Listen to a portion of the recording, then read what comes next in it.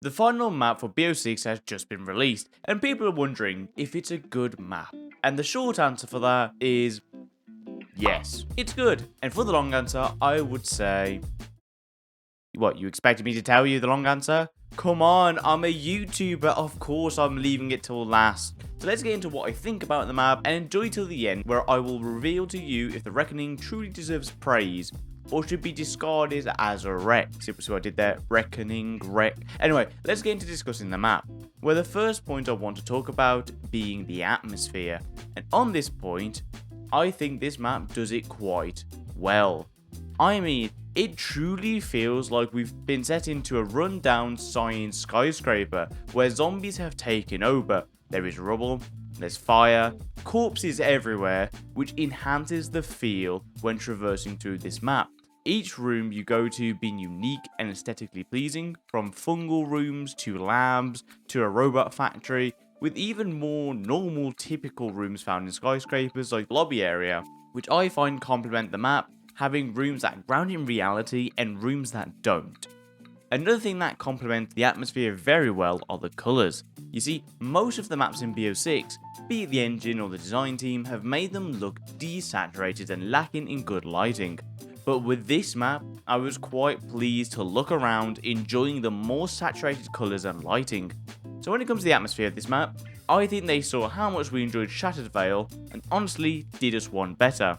It's not perfect, but I do think the last two maps, with this one specifically, have really shown that when it comes to map atmosphere, Treyarch still has it. Now, after talking about the atmosphere of the map, of course we are going to move to the design and layout of the map. But I'm going to be honest, I'm very disappointed. You see, when I first heard it was going to be Janus Towers for the final map, I was getting quite hyped, as what I was expecting was something similar to Die Rise.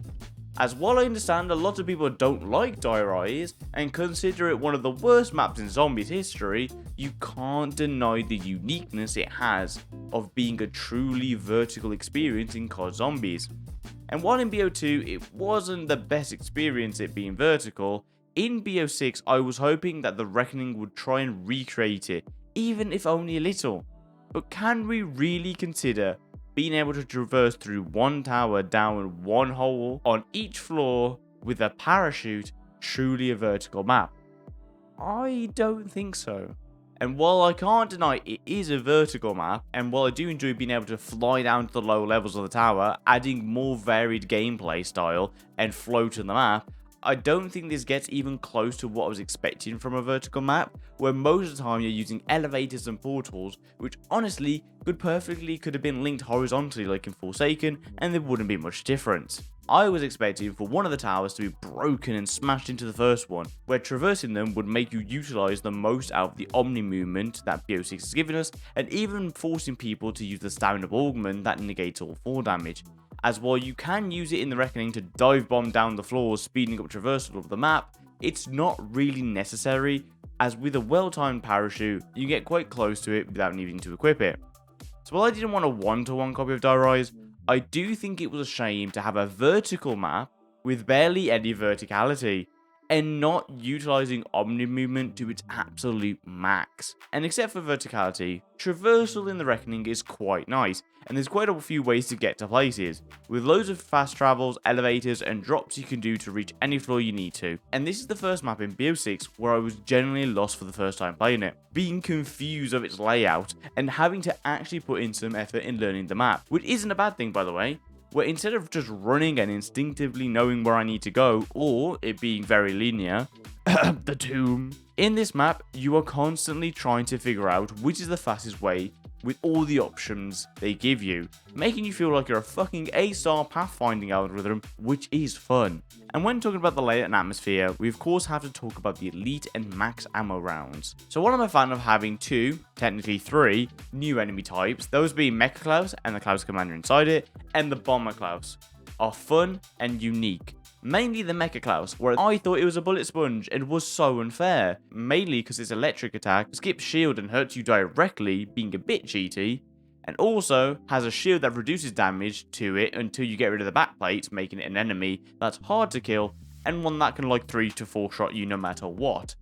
And on top of that, it can also damage you while you're in your mutant injection form, which is something I encourage, finally nerfing it slightly even though it's only on the last map. And then we have the max ammo rounds, where instead of parasites, or vermins, we get the bomber Klauses, who literally come at you kamikaze style, where if they get a little bit close to you, blow themselves up. And at the beginning, I thought these were so cool. And finally, we see, like in every single map after Citadel, the return of the fucking double gas, which I still think are the special enemy that I hate the most in all of COD Zombies history. So with a diverse and new set of enemies that complement the map, I would say they did quite good. And I'm glad they weren't super sloppy of giving us parasite rounds and manglers. And with new enemies, we have to have a new way to kill them, right? And this map delivers with a completely new and unique wonder weapon. And it's shit. Okay, look, design-wise, it's cool. It looks like the Apothicon Servant and the Ray Gun had a baby together. But that, and its quest, that's where the good ends. Because the wonder weapon is trash. It comes with two variants, but the non-variant version can't be Pack-a-Punch and does a small AoE charge shot. With one of the two variants actually not being a variant, but simply a Pack-a-Punch quest. And the other variant leaving a small toxic puddle which damages zombies over time, which I thought was going to resemble a liquefier.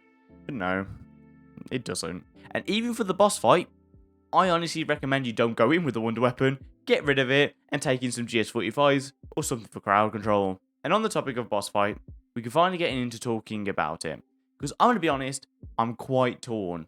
Because while I fully enjoyed the Easter egg quest leading up to the boss fight, with it being a quite long but fun quest, utilising most of the map's rooms and steps being completed in a non-linear fashion, in a semi-open way, makes it so much more fun in my opinion, leading to so many ways to be able to complete it. And with only two steps really getting on my nerves. Those being the first cyst step, getting the zombies low enough for the cyst to absorb, which is a bit finicky, and the head soul box step, where the problem isn't the soul collection part, or even the shadow monster following you, but the part where you need to interact with the portal when the head is filled with souls.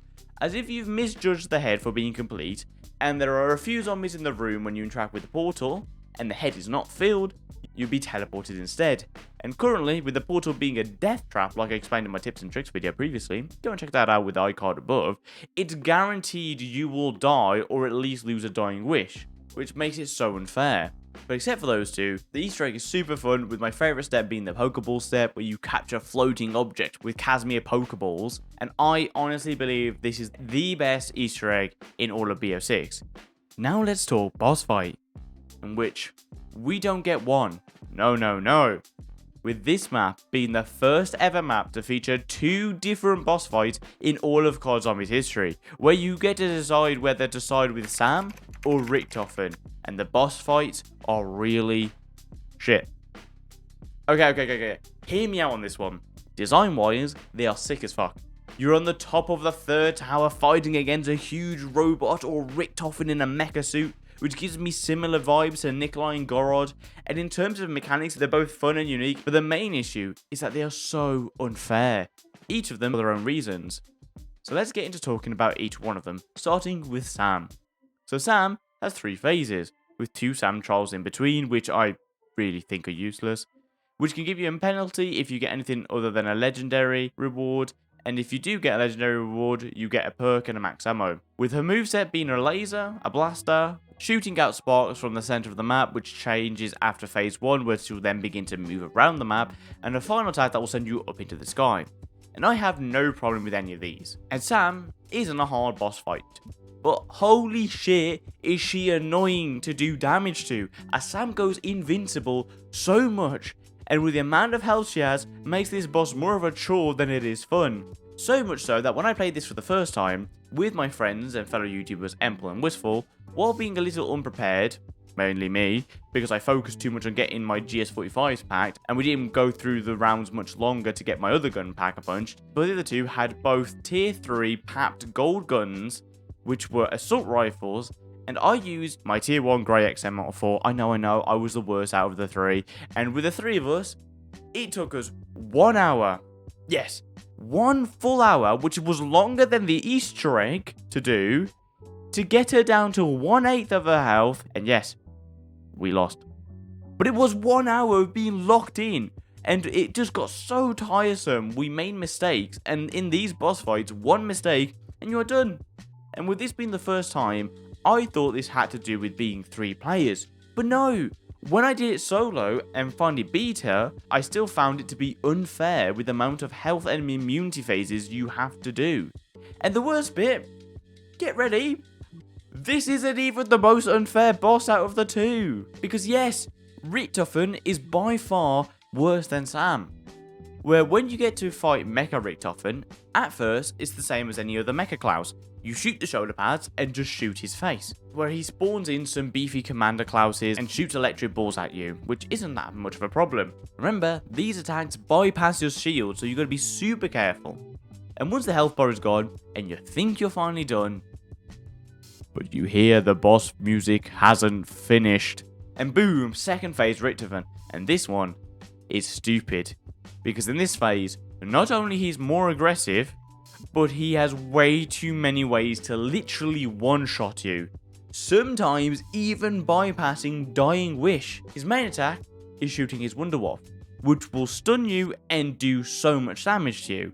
And you would have thought, to nerf him a little, he would shoot it every few seconds, but no, he can spam it. Meaning, if you have a line of sight on him and try to do damage, he will shoot you back and he will hit you, making it super frustrating to try and do damage, with the current meta being using smoke grenades and ether shroud to do damage, where he then gets more attacks like throwing equipment at you, and one where he goes up in the air and comes down with a missile. Yeah, overkill much? And he also is a bullet sponge on top of all the other stuff I've said, with a bunch of health, making this boss honestly a pain in the ass. And honestly, I think they are more on the unfair side than fun.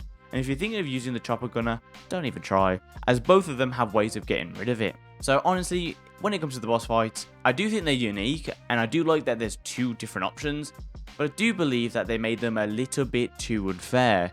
And it's not more about skill, it's just time. If you don't have an hour to put into fighting them, and God help you, if you want to try and do this boss fight without having a tier 3 pack-a-punched gun with gold rarity, just don't even try it.